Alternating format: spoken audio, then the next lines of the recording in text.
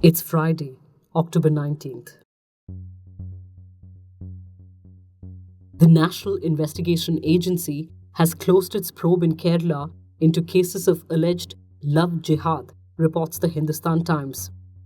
As per the report, the agency picked 11 cases of interfaith marriages in Kerala for examination as part of its probe. The investigation happened in the context of the Hadia case. The report quotes a senior official as saying, "The matter stands closed as the agency has not found any evidence to suggest that in any of these cases either the man or the woman was coerced to convert." Franco Mulakal, the priest accused of repeatedly raping a nun, was received with flower petals and garlands in Jalandhar after he was released on conditional bail. Mulakal was the bishop of the Jalandhar diocese and had to step aside after he was asked to join the probe by the Kerala police in September. Mulakal was subsequently arrested. The nuns who have been supporting the survivor and whose protests in front of the Kerala High Court forced the police to act have been under tremendous pressure as Franco Mulakal enjoys institutional support. Days after he reportedly told ministers at a cabinet meeting that India's spy agency Research and Analysis Wing was plotting his assassination, Sri Lankan President Maithripala Sirisena has issued a denial. The president also tweeted to say he spoke to Prime Minister Modi and, quote, had a successful telephone conversation. The reports come just days ahead of Sri Lankan Prime Minister Ranil Wickremesinghe's visit to Delhi. The Hindu in this report alludes to differences between the two, saying Mr. Wickremesinghe and Mr. Sirisena are divided over the issue of handing India the operations of Colombo port terminals. The number of cases of infection from Zika virus in Rajasthan rose to 100 on Wednesday, prompting the centre to send a team from the Indian Council of Medical Research to accelerate measures to stop its spread. An official of the Health Ministry told news agency PTI that the team of experts has reached Jaipur to change the insecticides which are being used in the city to kill mosquitoes that spread Zika as part of the Integrated Mosquito Management Program. 20 new cases have been detected in Jaipur and 2 neighbouring districts. The Zika virus disease is caused by a virus transmitted primarily by the Aedes mosquito, which bites during the day. This is the same mosquito that transmits dengue, chikungunya, and yellow fever. Twitter has released an archive of 10 million tweets believed to be from troll accounts in an effort to enable independent academic research and investigation into methods used by trolls to influence public and political opinion. The Verge reports that the tweets originated between 2013 and 2018. 9 million of them were published by different accounts affiliated with the Russian Internet Research Agency, and the last million tweets posted by accounts that the company said originated from Iran. Twitter has said it had committed to the United States Congress and the public that it will investigate foreign interference into political conversations on social media and provide regular updates about the same. And these are potential future champions in Olympic sports for India. India's campaign at the Youth Olympic Games in Buenos Aires ended with the team winning 3 gold medals, 9 silvers and 1 bronze. Jeremy Lalringonga became the first Indian gold medalist at the Youth Olympic Games after he aced the men's 62 kg weightlifting category. Manu Bakar, in a glittering career that has shown no signs of slowing down at 16, won the 10-meter air pistol gold.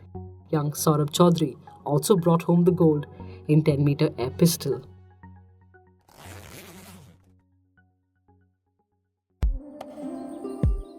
This group of wildlife enthusiasts is setting up trap cameras in Mumbai's Ari Milk Colony, a 1,300-acre forested area right next to the Sanjay Gandhi National Park, which is home to the highest density of leopards anywhere in the world.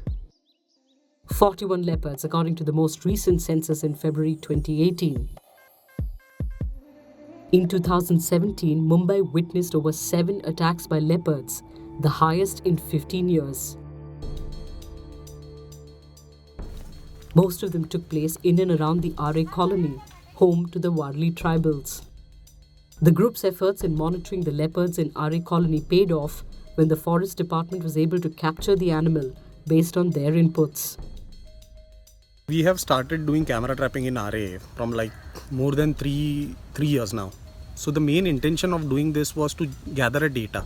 We wanted to understand. See, we have observed that whenever there is a conflict, the Forest Department earlier used to set the trap cages and trap the animal, but they were not sure whether the same animal was responsible for conflict or not. Basically, we use two kind of cameras. One is IR and one is with flash. So we had to install these camera traps at a location where there is a frequent movement of animal. That is, after an animal breaks the beam, it will trigger after 5 seconds. So these cameras basically they take color pictures in the night, and during daytime they take videos as well as pictures. Having color pictures is an added advantage because it helps in identifying the animal. If we don't install it properly, there are chances that we might get images, but those are half images. You might just get a head of a leopard. In 2016, a member of the group, Nayan Khanolkar, was named Photographer of the Year by the National History Museum, London, for a photograph of a leopard in a narrow lane in Arimal colony, taken with a trap DSLR camera. With a density of over 20,000 people per square kilometer, Mumbai is one of the most populated places on earth. Man-animal conflict is difficult to avoid, especially with the ever-shrinking forest cover in RA colony due to illegal encroachments and various urban projects. March 20, 2017. In the first attack reported that year, 3-year-old Pranay Rinjad was rescued literally from the jaws of a leopard. Early 2017, we got a call that there has been a leopard attack on a kid who is like 2 years old. Basically, the leopard jumped on him and his mom was there. So she just went back and she shouted, and like so leopard went back. But he had grabbed the kid. So he had got like marks, nail marks, and like I think so jaw. That's where we thought okay, now this leopard is quite bold, because we had got information he is walking in front of the bike. Then we spoke with the forest department. Then we started putting more camera traps in that area.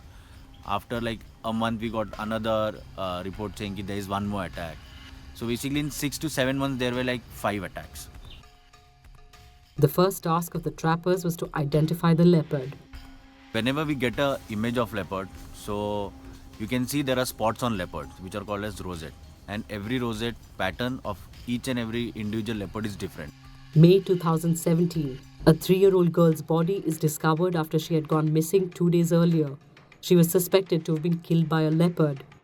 On July 22, 2017, 2-year-old Vihan Nilesh Garuda, son of a Sanjay Gandhi National Park staffer, was picked up by a leopard in front of his parents in broad daylight near Film City. The parents free him from the leopard's grip and take him to hospital. He is declared dead on arrival.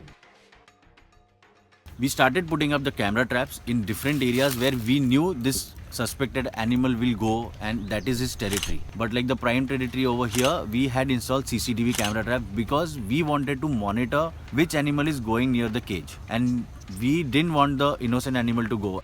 Every day night after like 7 p.m. we used to sit there till 5 in the morning, and we start monitoring it. Some of our guys from the group will go to a different location in the night. Just they do a patrolling.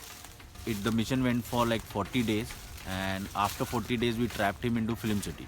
Once Imran, Mayur and Ranjit went to Film City in the night, and they saw a leopard.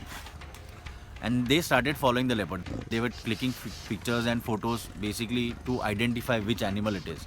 So we came to know that this is Regulus. And that time we came to know that this part of Film City is also his territory, which we didn't knew before. And then we decided immediately that we have to shift one bait trap over there to trap him. And we shifted that trap, and in 2 days Regulus was trapped there.